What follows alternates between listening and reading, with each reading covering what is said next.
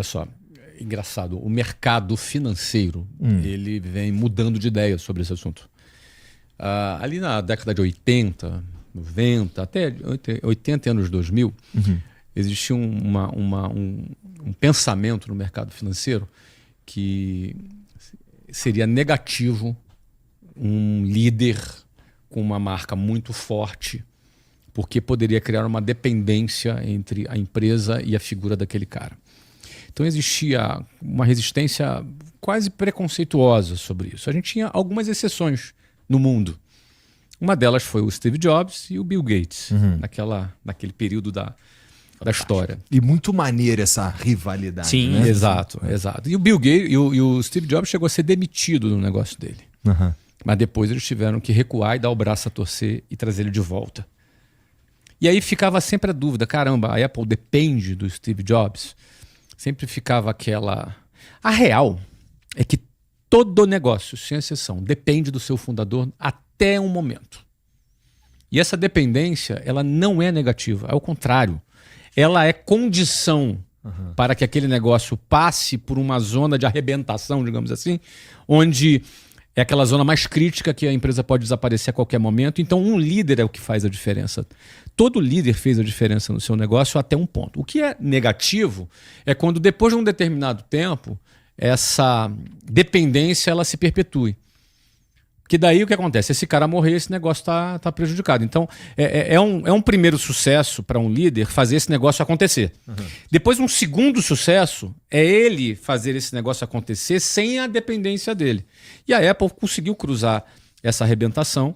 Tanto é que hoje a Apple é uma empresa trilionária em dólar, multitrilionária em dólar, sem a presença do Steve Jobs, mas fica a memória do cara que foi o que revolucionou.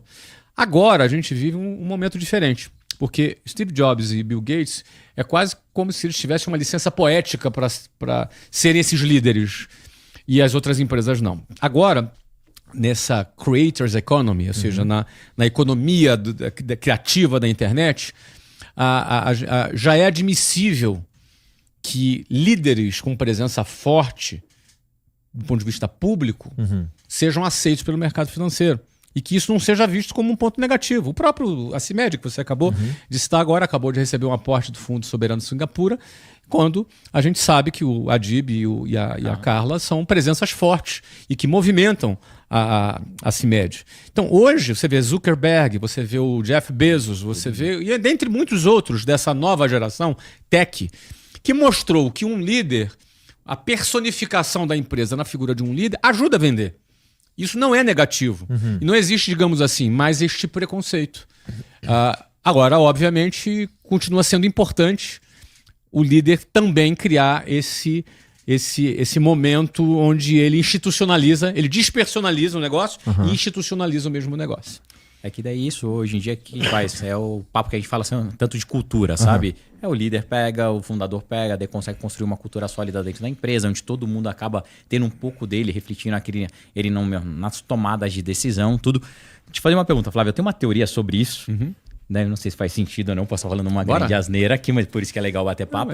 Mas a década de 90... Tem ninguém ouvindo, né? 80, quase ninguém. 80 e 90, muito desse posicionamento até dos fundos, eu lembro muito, porque eu sempre fui um moleque da internet, né? E daí quando eu comecei a montar as minhas empresas, aconteceu isso. O fundo chegou pra gente fazer a venda e falou, puta, Breno, você tem que sumir, não sei o quê, você não pode. Tanto é que eu fiquei no hiato. No começo do Twitter, era um dos caras que mais tinha seguidor no Twitter. Eu meio que fiquei no hiato depois que eu desbloqueei o iPhone, porque era isso, eu precisava criar o nome da minha empresa, né? A Fingertips não podia depender 100% do Breno. A outra empresa não podia depender 100% do Breno. Não tem mais a ver com o canal, antigamente? Que